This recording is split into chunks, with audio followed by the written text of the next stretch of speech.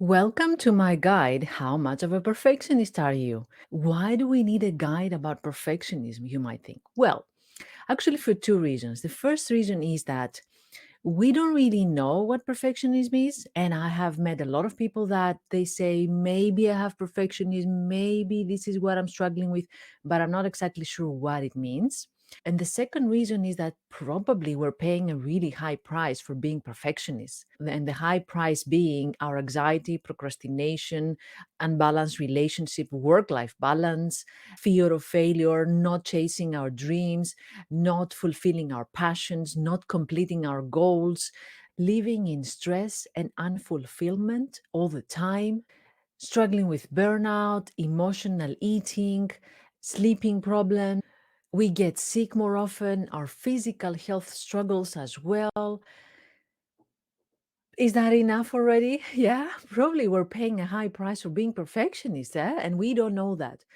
So that's why I started the conversation from this point. How much of a perfectionist are you? I am an expert in perfectionism. I know perfectionism inside out. I'm actually sharing it with you that I was also a very severe perfectionist.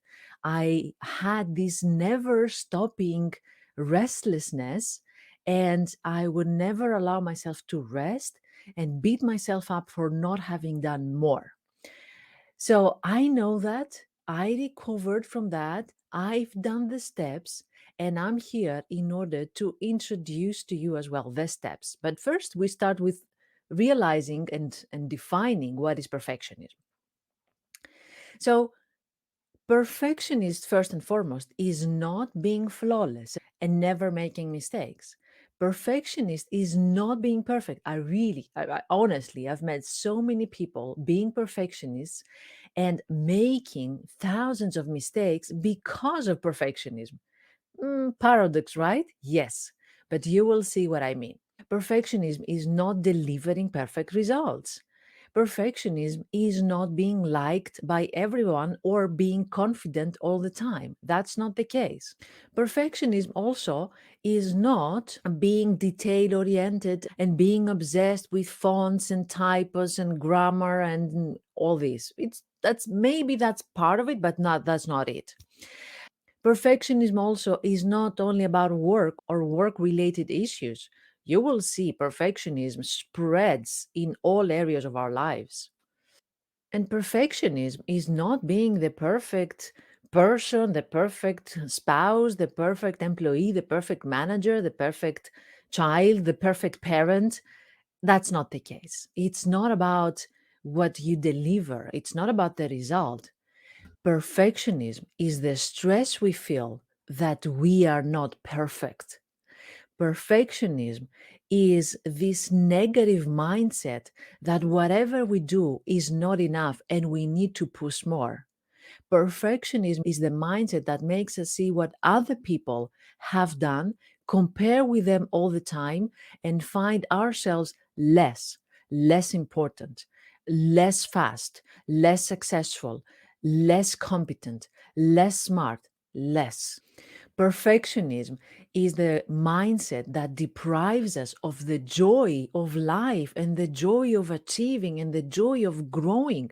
You are growing for sure if you are a perfectionist, but you don't feel it. You don't feel that you are achieving. And that's a pity. That's really a pity that you are growing and everybody can see it but you.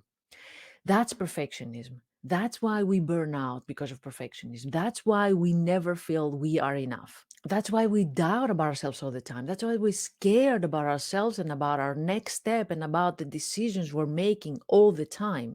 That's why we keep setting goals all the time. And before we meet one, we have already set the next one. And it seems like we are not achieving, as we said before, but we do achieve. But we don't enjoy it. We don't feel it. It doesn't resonate with us. It's like a hamster wheel. We're running on the hamster wheel all the time, and it seems like we're never arriving at the destination. And the destination is always the same distance, far away from us. So I think I gave you an idea about what perfectionism is and what is not.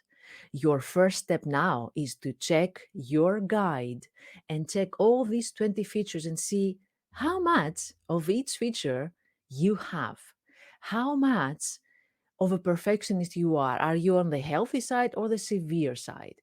Because there is a healthy side. That's what I want you to achieve, to be a perfectionist and have goals, but not sacrifice your life, your joy, your happiness, your relationships for that. And that's the first step. The next will follow, and you will see. I will talk about my 3-level framework on how to defeat perfectionism, but that's for later. So I will leave you with that. I will see you in the next email. And of course, if you have any questions, let me know. And please share the results of your guide. Let me see your score. What do you think? Did something surprise you in there? See you soon then.